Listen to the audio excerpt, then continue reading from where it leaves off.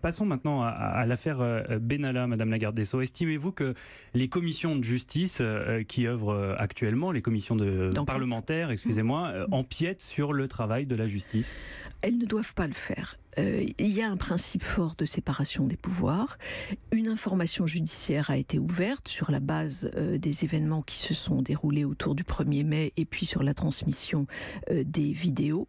Cette enquête judiciaire, cette information judiciaire doit pouvoir progresser, avancer en toute indépendance. Les commissions d'enquête parlementaires ont leur légitimité, c'est certain. Et il faut évidemment qu'elles puissent travailler normalement. Pour autant, il me semble absolument capital de préserver l'indépendance de la justice et du travail parlementaire.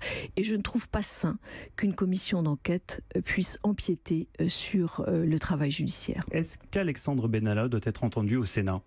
Bien, écoutez, c'est précisément la question qui est liée à votre observation précédente.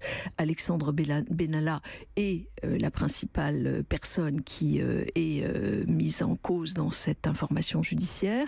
Il me semble délicat qu'il puisse intervenir et parler devant une commission d'enquête parlementaire. Parce que je crois là qu'il y aurait une confusion des rôles, qui est des genres, qui n'est pas forcément très saine. Quelle est votre observation, Nicole Bellouet, sur cette affaire? Est-ce que vous êtes de l'avis du président qui dit que c'est une tempête dans un verre d'eau?